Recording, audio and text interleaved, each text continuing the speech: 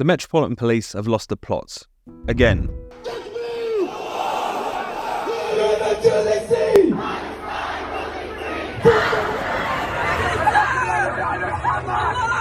As pro-Hamas protests continue to roil London, the capital's embattled, scandal-ridden police force are under pressure for failing to arrest extremists who chanted about jihad at a rally on Saturday.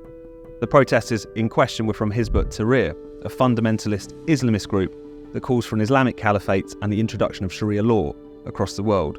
It has been banned in some European countries and most Arab states. When Hamas launched its pogrom in southern Israel on the 7th of October, Hizb-ut-Tahrir tweeted with apparent approval, "If this can be done by a resistance group, imagine what a unified response from the Muslim world could achieve." A crowd of the group's supporters gathered outside the embassies of Egypt and Turkey in London on Saturday, calling on the, quote, Muslim armies, unquote, that surround Israel to roll over the borders and, quote, rescue Palestinians in Gaza. Taji Mustafa, a prominent Hizb-ut-Tahrir member, was filmed asking the crowd, "What is the solution to liberate people from the concentration camp called Palestine?" To which the blood-curdling response came, "Jihad! What is the solution? Jihad! Understandably, a lot of people, particularly British Jews, were deeply unsettled by this. Here we had Islamist extremists calling for holy war against Israel barely weeks after Hamas unleashed its barbarism upon innocent Israelis. But the response from the Metropolitan Police was rather striking, you could say. In a statement, the Met said they'd consulted legal specialists and come to the conclusion that no offences had been committed. What's more, they proceeded to give Londoners a little lecture on the finer points of Islamic theology. The word jihad, it said, has a number of meanings, but we know the public will most commonly associate it with terrorism. The credulity, the willful naivety of this is incredible. Yes, jihad has multiple meanings within Islam. It can mean a spiritual internal struggle against sin as well as holy war. But an internal struggle against sin was obviously not what those scumbags were calling for on Saturday, not least because they were also holding up a giant orange banner calling on Muslim armies to act. Met Police Chief Mark Rowley has now said that new laws would need to be introduced by Parliament in order to crack down on protesters calling for jihad on Britain's streets. I'll leave the legal niceties here to the lawyers. But it is interesting, isn't it, that the cops are being so restrained in this case, where in others they've been so heavy-handed when policing protest. At the height of the pandemic, anti-lockdown demos were shut down in London and activists were arrested. But just weeks later, Metropolitan Police were filmed taking the knee during Black Lives Matter protests.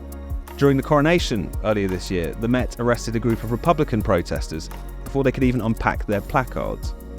Across Britain, we've seen cops carry on like the literal speech police with a barely concealed glee. Earlier this year, West Yorkshire police arrested an autistic 16-year-old because she said that a police officer resembled her, quote, lesbian nana, unquote. The girl was later released, with police taking no further action. A Christian preacher from Leeds was arrested, prosecuted and even found guilty of harassment because he misgendered a trans person during one of his on-the-street sermons. His conviction was overturned earlier this year. The examples go on and on and on. In Liverpool in 2018, stickers bearing the slogan "Women don't have penises" sparked a police probe. Last year, Army veteran Darren Brady was arrested by Hampshire police for, quote, causing anxiety, unquote, after he retweeted an anti-woke meme. And yet calling for jihad is fine. All of these cases may not be identical. They touch on different laws and circumstances, but given this track record, you can't help but conclude that some outrageous double standards are at play here. Call me cynical, but it seems that if the police approve of your protest or are sufficiently intimidated by it or are worried about the optics of shutting it down, then you're good. Otherwise, they can and will throw the book at you, even if it later turns out you didn't break any laws. Now, as grotesque and as unsettling as London's recent spate of pro-Hamas protests have been, I do not think we should be cracking down on them. I want to know who these people are. I want to know what these people think and why. We cannot tackle anti-Semitism with censorship. This just pushes the bigots underground. We must confront them out in the open through words, through counter-demonstrations and on the streets. We must expose these people for what they are and ensure that their poison never goes unchallenged.